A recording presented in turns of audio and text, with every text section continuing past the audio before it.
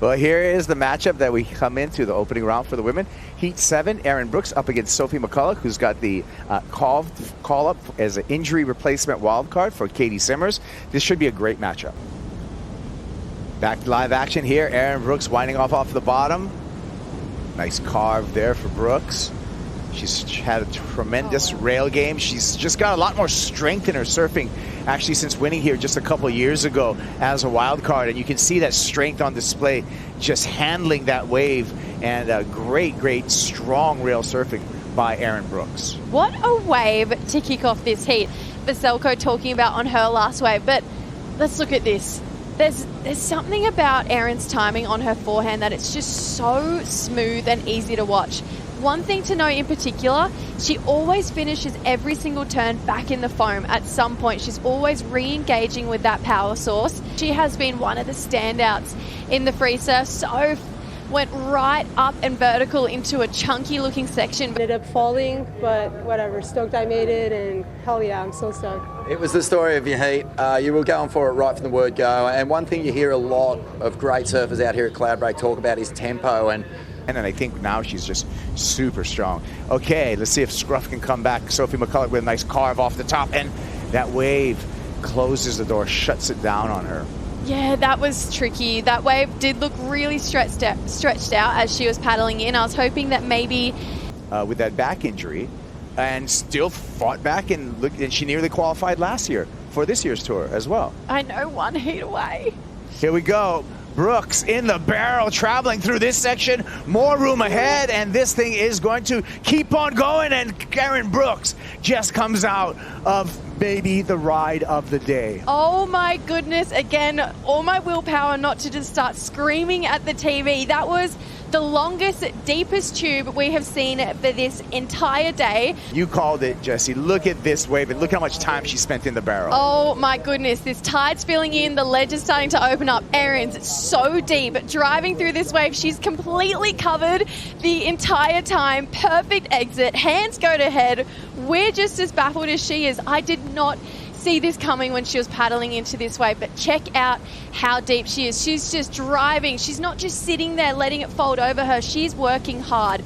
She's hunting through the barrel. I just saw Strider's hands fly up in the air, but Erin Brooks, the most deserving 10-point ride I have seen, and this is such an incredibly deep barrel, but it wasn't easy. She was working that whole time, so wow, 10 points for Erin Brooks.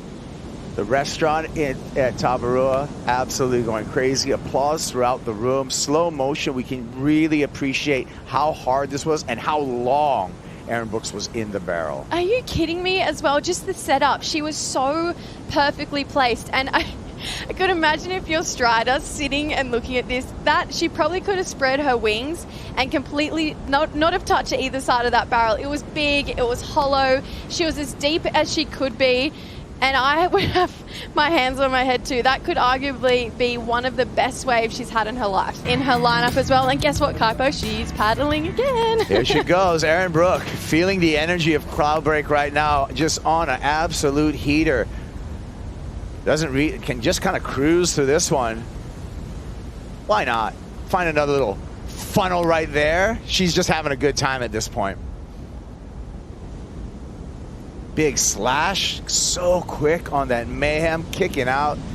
Probably not going to change the scoreline, but wow, I love what Erin Brooks is bringing to the table, and I love that she's continuing on with that momentum from her win over in Tahiti. Hero status, let's take a look. So this wave actually dropped in as a 633, so you're right, Kaipo, this would have been a keeper for Sophie McCulloch. Slightly smaller inside one, she's looking so loose, so free, she's in full attack mode. Another fun, deep tube here for Erin Brooks. And then this end turn, this is the turn that made me go, oh wow, that board looks amazing, so fast. Titles you've won, or how many times you've won here, it's got to be a personal connection with this wave, and Erin has that. Sophie McCulloch now has to surf her way out of a two-wave combination, and it is a severe combination of 18.01. for Sophie. So We don't need it. we don't need it. Here we go, Sophie McCulloch. Let's see what she can do here. Nice slash off the top for Scruff, and oh my goodness, gets caught up over there. That's a tough one. It's heartbreaking because Sophie McCulloch is so good. The world has seen her talent and her potential, but you would be hurting and it would be so easy to get into your head and maybe mentally check out of this heat when your competitors put you in an 18-point combo. Sophie's just going to take this wave, and actually nothing there, just a leash test for Sophie McCulloch. But Erin, thank you for the show. We're down to 90 seconds, and this has it's a foregone conclusion with the results of this heat. 18-point total for Erin Brooks, a perfect 10 on the way. She's easily into the second round. We're going to take a break. We're going to try to calm down, but we got more entertainment on your way. We're coming back. A woman who went out there and scored a perfect 10, Erin Brooks, is on the boat with Vaughn Blakey. Oh, Kaipo, magic moments down here, big feelings. Before that heat, no one had been able to unlock excellence. Erin, you paddled out. You did that on your first wave, 8-point ride. But more importantly, you backed it up with one of the greatest 10s we've ever seen out here at Cloudbreak, an 18-point heat total. Absolutely on fire, one of the best heats of your life.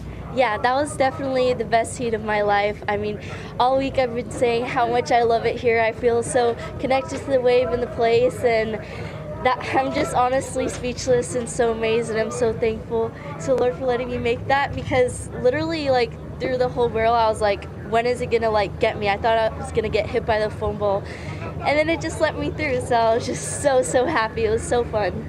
Mate, the second 10 of your career, an unbelievable one behind the rocket snapper, but this thing is on another level. A huge set wave. It just chambered off so many times, had more chandeliers than Buckingham Palace. You were just riding over shockwaves. I was going, what is going on? The whole boat was in a state of disbelief. What was it like from your perspective? Yeah, taking off on that wave, it was like such a nice little roll-in, and I pulled in, and like you said, so many chandeliers. I was just like praying as I was like going through it. I was like, please just let me through. I want to make this one. And then when I came out, I like went straight into the channel, gave Snake a high five right away, and just felt the energy from everyone in the channel. So it was one of the best moments of my life by far. Snake is not very good at hiding his emotions. Tell us what he was doing when you got to him and gave him the high five. He was like screaming, giving me the 10s. It was like a 20. He was hyping me up. And then we switched boards to keep the magic one on ice. But I've never seen him that excited. Always the tactician. Mate, you've obviously won here as a wild card. The performances that you've put in your free surfs are on another planet. There's like a John at Margaret River kind of gap between you and the rest of the field at this stage, you know, just from all observations. What is it about this wave that just connects with your surfing so well? I wouldn't say John, because in my opinion, he's like the GOAT. But thank you for saying that. I've just been coming here a lot recently. Like the last 2 years, I've probably been here like 5 times. So I feel like super connected to the wave, and I've just been having like a really fun time. I came here right after Tahiti and stayed. There was like a nice Canadian lady who let us go in her house, and I was there with Lakey and Caroline, and we were just getting pumping waves. And I feel like Tavarua, it's like not even a contest. I feel like it's a summer camp. Just getting to play games with everyone, eating meals with them. I feel like it just makes me super stoked, and it shows through my surfing. It's so true, yeah, that like the island vibe there, everyone's together, everyone's sharing space, you billet it out with the competitors. There's no other sport in the world I can think of that does that, and it really brings a sort of family element to this whole experience that you clearly love.